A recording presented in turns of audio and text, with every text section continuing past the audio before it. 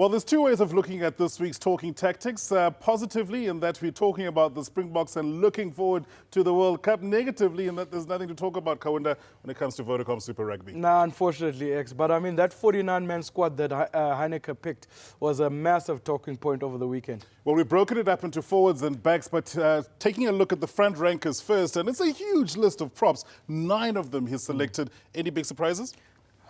Biggest surprise for me was Heyneke van der Merwe, X. Now, Heineke's done well with Stade Francais, and I agree, and he's playing in European conditions. But you run the risk when you go overseas that to get into the Bok mix, you really need to be head and shoulders above everyone who's South African based. And we've got international to world-class players at loose-head prop. So the guys like Tendai Mtawarira, Trevor Nyaka and Stephen Kitchoff, those guys are serious loose-head props. Yeah. And I don't believe Heyneke is better than that group. Well, you mentioned one of the youngsters, Stephen Kitchoff, uncapped, as is Vincent Koch. Deserve it? Yeah, the Stormers were solid in the scrums. We even saw in the playoffs Kitchoff, Koch doing quite well, even Skarantubeni in the middle there. But obviously, there will always be guys that miss out, and some of the Lions youngsters are part of that group. That's exactly where I'm going first. It is the Lions who have the unluckiest players rather in South Africa. He must be the unluckiest prop at the moment in the country. Yeah, Julian's unlucky, Schalk van der Merwe's unlucky, Rowan Dreier's unlucky.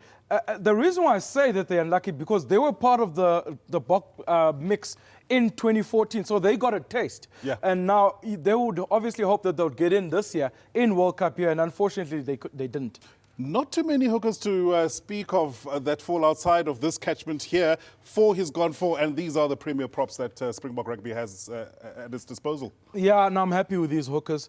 I think it's just a matter of who starts, who sits on the bench between Bismarck and Adrian Strauss. I would imagine Skarantubeni will probably be the third guy, and Schalk Brits probably as a backup. Robbie Kutsia got a little bit of a taste last season, but I don't think he's at a level of those 4.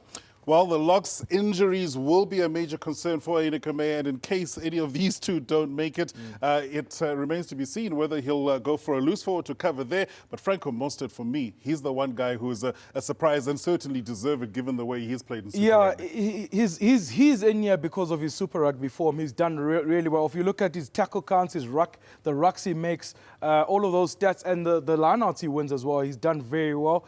We're really thin at the lock position, X. But Flip van der Merwe, for example, pulled out. He's made himself unavailable. So, I mean, that was a big factor. And Andries Becker, his Japan club, hasn't released him. Well, this is still the kingpin, and a lot of people talking about his age, but we're going to need that experience when it comes to the World Cup. Yeah, we will need the experience, X. I mean, there's no one who's better than him in the lineout. But what does he bring to the table beyond the lineout? Sure. Massive question mark.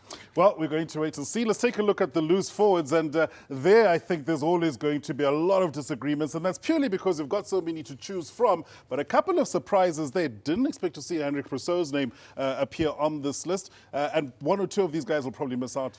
Jaco Kriel's omission is a sin. I can tell you. The boy is so talented. He's the quickest out of all of these loose forwards by a mile. Henrik Rousseau is still part of it. I doubt that Henrik Rousseau will make it.